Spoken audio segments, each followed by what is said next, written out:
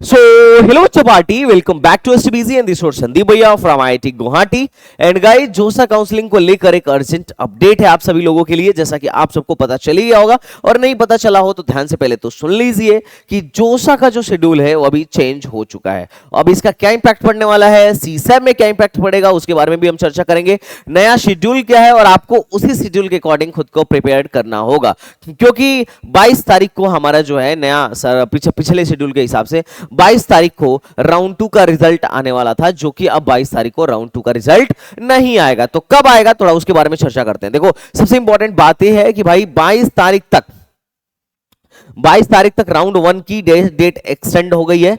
जिन लोगों ने अभी तक विलिंगनेस चूज नहीं किया है, डॉक्यूमेंट अपलोड नहीं किया है, फीस का पेमेंट नहीं किया है, सीट एक्सेप्टेंस फी पे नहीं किया है, उन लोगों को अभी भी उन लोगों के पास मौका है कि आप 22 तारीख तक ये सारे कर्मकांड को कर लें 5 बजे से पहले। मैं बोलता हूं ना, 2 टाइमलाइन याद रखना है। जोसा का टाइमलाइन है सुबह मॉर्निंग 10 बजे, शाम को इवनिंग 5 बजे। जनरली इन्हीं 2 टाइमलाइन के अंदर ये लोग सारा कर्मकांड करते हैं। अगर मैं बात करूं तो 5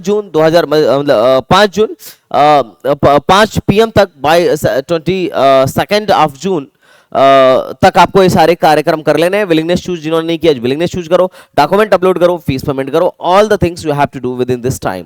अब इन्होंने एक चीज और बोला है कि the revise schedule for the subsequent round आप जो विल बी अपलोडेड सून। यहां पे कल जब इन्होंने नोटिस डाली थी तो इन्होंने बोला था कि भाई रिवाइज शेड्यूल हम अलग से क्या करेंगे, अपलोड करेंगे, क्योंकि 22 तारीख तक तो अभी ये पुराना राउंड 1 का ही मामला क्लियर नहीं हुआ था।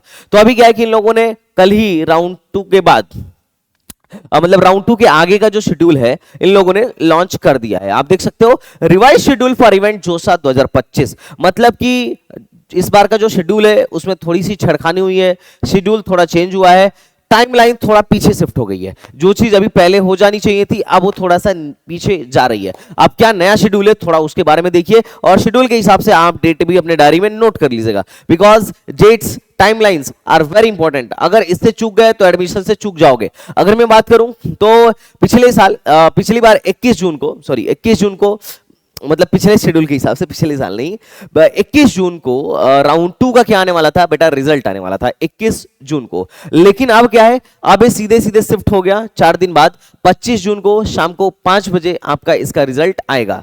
और 25 जून को रिजल्ट आने के बाद से फिर वही कार्यक्रम शुरू हो जाएगा कि आपको क्या करना है, 29 तारीख तक पेमेंट कर देना है। मतलब 25 को आएगा, अब टाइम कम दे रहे हैं, 25 को आएगा, 26, 27, 28, 29 मोटा मोटी 4 दिन का टाइम है। 4 दिन के अंदर आपको पेमेंट कर देना है। पेमेंट करने के बाद से अगर उसमें कोई क्वेरी है तो ये लोग 30 तारीख तक उसको रिजॉल्व करेंगे। अगर आपको विड्रॉल लेना है तो विड्रॉल भी आप 30 तारीख तक ले सकते हैं। विड्रॉल से रिलेटेड कोई क्वेरी हो तो आप 1 तारीख तक कर सकते हैं। मतलब 4 दिन शेड्यूल पीछे शिफ्ट हुआ है। अगर मैं बात करूं कि राउंड 3 में क्या हुआ है, तो राउंड 3 का जो रिजल्ट है हमारा 28 जून को आना था, अब 2 जुलाई को आएगा। तो यहां पर भी थोड़ी शिफ्टिंग हो गई है। अच्छा, 2 जुलाई के बाद से 4 जुलाई को ही पेमेंट करने का लास्ट डेट दे रहे हैं। मतलब देखो ये उधर जो 4 दिन का टाइम गैप मारा था इन्होंने, इधर कम करने की कोशिश की जा रही है। और मजे की बात है कि जोसा ने जो शेड्यूल चेंज किया है उसमें जिस डेट पर हमारा काउंसलिंग खत्म होना था वो एग्जैक्टली उसी डेट पर काउंसलिंग खत्म कर रहे हैं। देखो यहां पे इन्होंने 2 दिन काट दिया, बोला कि 2 से 4 के बीच में आप पेमेंट कर दीजिए। पेमेंट करने के बाद से विड्रॉल का जो लास्ट डेट इन्होंने दिया है वो 4 जुलाई, मतलब फ्राइडे 4 जुलाई तक का दिया हुआ है। और उसके बाद अगर नेक्स्ट बात करूं तो जो चीज राउंड 4 में जो रिजल्ट 4 जुलाई को आना था अब 6 जुलाई को आएगा।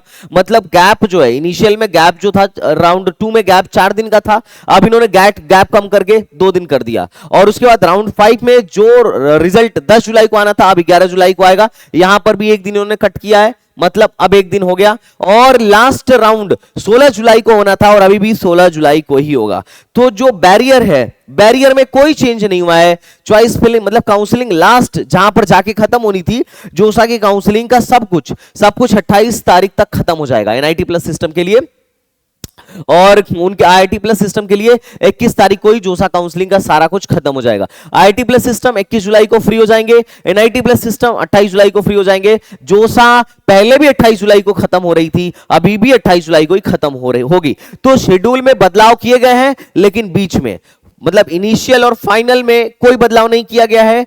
जोसा जिस टाइम पे होना था उसी टाइम पर होगा, पर बीच में कुछ टाइमलाइन चेंज किया गया है क्योंकि अभी थोड़ा सा सीट एक्सेप्टेंस फीस पेमेंट करने का और डॉक्यूमेंट वेरिफिकेशन का डेट जो है एक्सटेंड कर दिया गया था पहले राउंड में, और वैसे भी पहले राउंड में मोस्ट ऑफ द लोगों को सीट मिल जाती है। उस चक्कर में होता क्या है, उस चक्कर में ज्यादा टाइम चाहिए होता है डॉक्यूमेंट के वेरिफिकेशन के लिए और बच्चों के सीट एक्सेप्टेंस फीस को जमा करने के लिए। वैसे तो बच्चों के पास ऑप्शन रहता है कि वो सीट एक्सेप्टेंस फीस पहले ही जमा कर दें, काउंसलिंग के टाइम पे ही जमा कर दें, पर फिर भी मैन्युअली डॉक्यूमेंट वेरीफाई करने में बहुत अच्छा खासा टाइम लगता है। तो जितने भी बच्चों का अभी तक डॉक्यूमेंट प्रोसेसिंग में दिखा रहा था, जितने बच्चों का अभी तक डॉक्यूमेंट वेरीफाई नहीं हुआ था, आप टेंशन मत लो, सबका हो जाएगा। बहुत सारे बच्चे मेरे पास कॉल कर रहे थे कि भैया मेरा अभी प्रोसेसिंग में दिखा रहा था। तो देखो, अगर तुम्हारे तरफ से डॉक्यूमेंट में कोई फॉल्ट नहीं है और प्रोसेसिंग में दिखा रहा है तो दिखाने दो, वो तुम्हारा हेडक नहीं है, ये है जोसा का हेडक, जोसा के ऑफिसर्स का हेडक।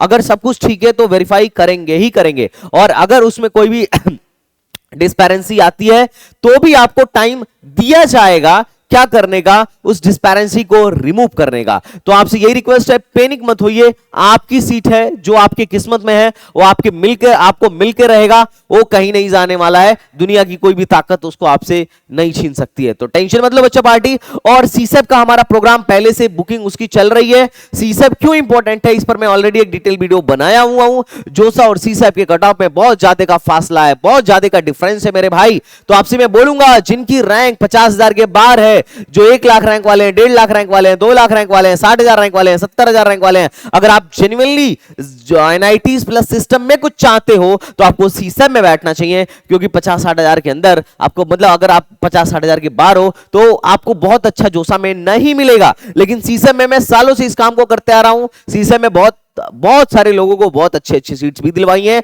लेकिन सीसेप जितना कूल है उतना ज्यादा रिस्की है। लेकिन रिस्क से मत डरो, क्योंकि जितना ज्यादा रिस्की प्रोसीजर होगा उतना ज्यादा कट ऑफ लो जाएगी। समझ रहे हो, अभी 40-45 हजार डूबने का डर है, कल अगर 1 लाख डूबने का डर हो जाए तो और आधे लोग भाग जाएंगे, फिर जो पैसे लगाएंगे उनको ज्यादा फायदा मिलेगा। ये नियम है, ये तुम्हें समझना पड़ेगा। बाकी अगर कोई डाउट हो तो कमेंट बॉक्स में बताओ, तुम्हारे संदीप भैया यहां हैं, आई विल रिप्लाई। एंड अगर रिप्लाई नहीं भी कर पाए तो टेंशन मत लो, कमेंट में पढ़ता हूं, नेक्स्ट वीडियो में कवर कर लूंगा। तो चलो बच्चा पार्टी, मिलते हैं नेक्स्ट वीडियो में, तब तक के लिए बाय बाय, टाटा एंड जय Hind. Thank you so much.